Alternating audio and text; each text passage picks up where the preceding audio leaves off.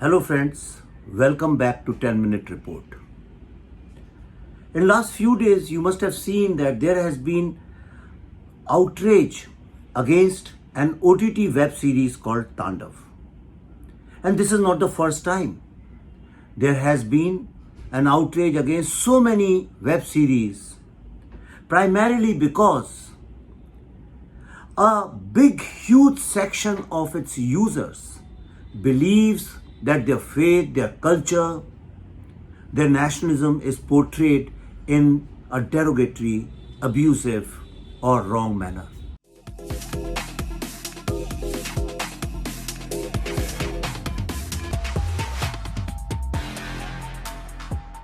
I stand for absolute freedom of speech, and I believe that everybody should have the freedom to make whatever they want to make. There should not be any bar.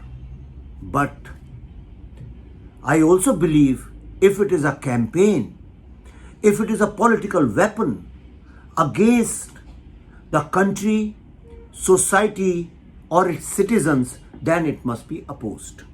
Now you have to listen to me very carefully to understand why this outrage is justified.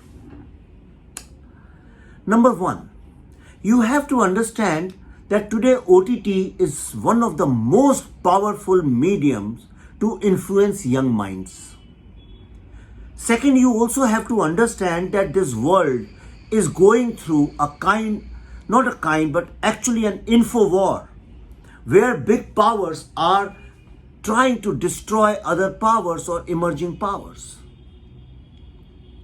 Now, the question you need to ask is India a victim of this info war, a media war, or a cultural war? All these OTT platforms primarily are American platforms with heavy investments from China and Middle Eastern countries. Now, neither US nor Middle East countries or China, they want India to progress or grow.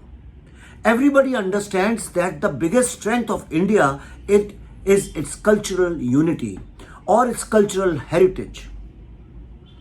Now that cultural heritage has been empowered with the victory of Narendra Modi in 2014. Narendra Modi is just a catalyst. The mobilization of this thinking was there that the majority in India is not treated with respect and properly, and there is kind of a war against it. And there is no doubt about it, because when I have studied, when I was growing up, the entire education system has been under the domination of communists who always wanted to make you inferior, and therefore we were taught wrong history, and there has always been a cultural attack on Hindu culture or majority culture by media, intellectual historians, and the filmmakers and the artists. That's why my generation has grown up believing that we are inferior, and there has been a doubt in our mind. We always believe that our society has so many evils that India cannot have a bright future. With the victory of Narendra Modi, suddenly people like me and a lot of middle class, small town, vernacular people got empowered, because there was hope that no, after all, we are not so bad. We can also do something. There is something good about us also, and we could freely speak about ourselves, our culture, and our strengths. Now, this doesn't work in favor of these powers who are enemies of India economically, socially, culturally, or militarily. You know that how India after 2014 has sidelined Pakistan from the world political map. How India has suddenly emerged as one of the strongest nations in the world and one of the strongest economies of the world. Even during COVID time, we have survived, and survived how? Nobody likes it. Especially the so-called Democrats, liberals, the wokes, the commies, the urban naxals. Now you have to understand that all these OTT companies are primarily American companies. And they have no interest in promoting India's culture. No wonder when the first ever Indian web series was made by Netflix called Sacred Games, the whole world got to believe that Indians are pervert like the people shown in that web series.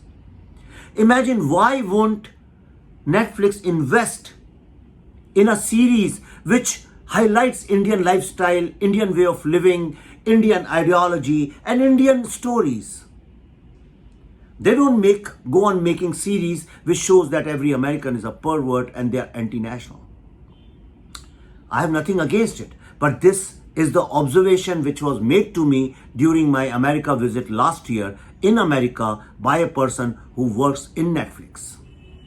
He believed that in India everybody is pervert, like we believe that in Mexico and Colombia everybody is a drug peddler. Like we believe everybody in France is a fashion diva or fashionista. Or we believe that everybody who lives in Russia drinks vodka. Similarly, they created an impression about India which was absolutely wrong. Now, what's wrong with Tandav? I have not seen it. There's no need for me to see it, but I know why it is happening. The reason is that all these students who come from media schools like Jamia, JNU, and other media schools, these media schools are infested by communist professors and communist way of thinking. And they prepare your minds to think against India, and it becomes your life's mission to propagate anti-India narrative. Now these people, because the film people were not free to take over OTT platforms, these people have been appointed by OTTs as their senior executives. Now these people are using OTT, I know for sure, as a political weapon to create a kind of an impression that everybody in India is like this, which is that everybody in India is anti-minority, everybody kills cows, there is lynching every day. This is kind of a political propaganda which they are using their platforms for.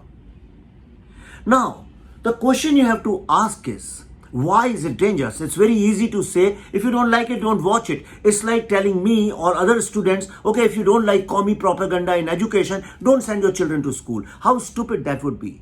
I think the right thing is to stand up and fight this out and ensure that nobody, especially the Indians in India doing business, do not participate in anti-India cultural war or info war, which these OTT platforms are doing it through these executives who are card holder commies, who are friends with commies, who basically are activists of this urban naxals propaganda. And which is why we have to fight, and which is why for the first time I am raising my voice against it, because enough is enough.